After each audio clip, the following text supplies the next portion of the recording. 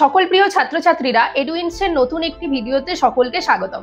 আজকে আমরা আরো একটি নতুন ভিডিও নিয়ে চলে এসেছি। দশম শ্রেণীর ভূগোল বিষয়ের অধ্যায়টা দেখো, উপগ্রহ চিত্র ও ভূবৈচিত্র্য সূচক মানচিত্র অধ্যায় থেকে।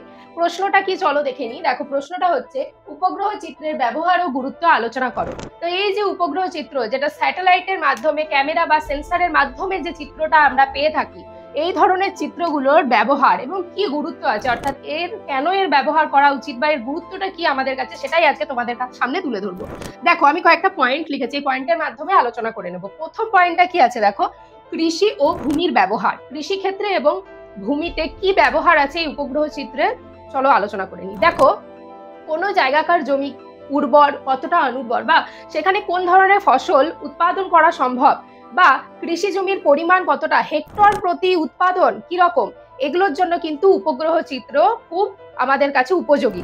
এছাড়াও ভূমির ব্যবহার, সেই স্থানে খরা বন্যার, অর্থাৎ সেই স্থানটাতে কতটা পরিমাণ খরা বা কতটা পরিমাণ বন্যার সম্ভাবনা আছে, এগুলো কিন্তু সবই এই উপগ্রহ চিত্রের মাধ্যমে কিন্তু খুব নিখুঁত এবং অল্প সময়ে তুলে ধরা সম্ভব হয়েছে। তাহলে এই ক্ষেত্রে কিন্তু ব্যবহার অপরিসীম। পরের পয়েন্টটা দেখো, জলসম্পদ। জলসম্পদে কি ব্যবহার আছে, জলাভূমি কোথাকার কি রকম, অর্থাৎ কোন জায়গাকার জলাভূমি কতটা, ভৌম জলের ব্যবহার বা ভৌম জলের গুরুত্বটা কি সেই স্থানের, এই সমস্ত কিন্তু এই জলসম্পদ চিত্রের মাধ্যমে, অর্থাৎ জলসম্পদের যে গুরুত্বটা আছে সেটা কিন্তু এই উপগ্রহ চিত্রের মাধ্যমে কিন্তু অতি সহজে আমাদের কাছে তুলে ধরা সম্ভব হয়েছে। পরের পয়েন্টটা দেখো, বনভূমি। কোন এলাকার বনভূমি কতটা, বা সেই এলাকার কতটা বনভূমি কমে গেল, অর্থাৎ ধরো প্রচুর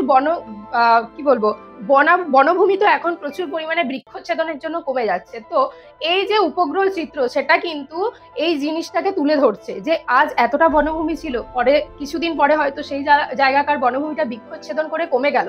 তো এই যে বনভূমির পরিবর্তন হলো, সেটা কিন্তু এই উপগ্রহ চিত্রের মাধ্যমে আমাদের সামনে চলে আসছে। তো এই ক্ষেত্রেও কিন্তু খুব গুরুত্ব, বনভূমির ক্ষেত্রেও কিন্তু উপগ্রহ চিত্রটা আমাদের কাছে খুব গুরুত্বপূর্ণ। পরের পয়েন্টটা দেখো, বৈচিত্র্য সূচক মানচিত্র অঙ্কন। এই যে ভূবৈচিত্র্য সূচক মানচিত্র, টোপোগ্রাফিক্যাল ম্যাপের মাধ্যমে কোনো এরিয়ার সমস্ত কিছু আমরা একবারে দেখে নিতে পারছি, এইটার ক্ষেত্রেও কিন্তু উপগ্রহ চিত্রের গুরুত্ব অপরিসীম। কেননা অক্ষাংশ এবং দ্রাঘিমা, অর্থাৎ অক্ষরেখা ও দ্রাঘিমা রেখার স্কেল ধরে খুব নিখুঁতভাবে কিন্তু এটা আঁকা সম্ভব হয়েছে উপগ্রহ চিত্রের জন্য। পরের পয়েন্টটা দেখো, জিআইএস এ ব্যবহার, অর্থাৎ জিওগ্রাফিক্যাল ইনফরমেশনের মাধ্যমে কিন্তু আমরা খুব সহজে এই উপগ্রহ চিত্রের মাধ্যমে কিন্তু সেটা করা সম্ভব হয়েছে, এবং কোনো জায়গাকার উন্নয়ন পরিকল্পনা নিতেও কিন্তু খুব সুবিধা হচ্ছে।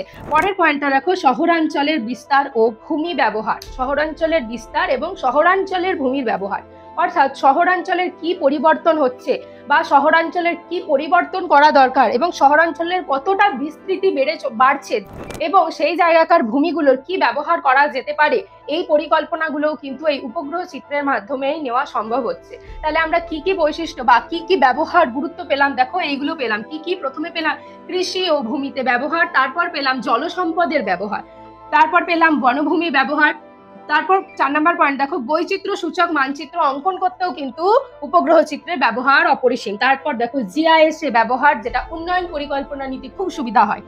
অবশেষে দেখো, শহরাঞ্চলের বিস্তার ও ভূমির ব্যবহার, অর্থাৎ শহরাঞ্চল কতটা বিস্তৃতি হয়েছে এবং সেখানকার ভূমি বা পড়ে থাকা জমিগুলো কি কাজে ব্যবহার করা যেতে পারে, সবই কিন্তু এই উপগ্রহ চিত্রের মাধ্যমে বিশ্লেষণ করা সম্ভব হয়েছে। তাহলে আমরা বলতেই পারি যে শুধু কিন্তু ভূগোলের শাখায় কিন্তু যে উপগ্রহ চিত্র ব্যবহার হয় এমন নয়, এরকম অনেক বিজ্ঞানের শাখা আছে, যেমন ভূতত্ত্ববিদ্যা বা জলবায়ু বিজ্ঞান বা জলবিজ্ঞান।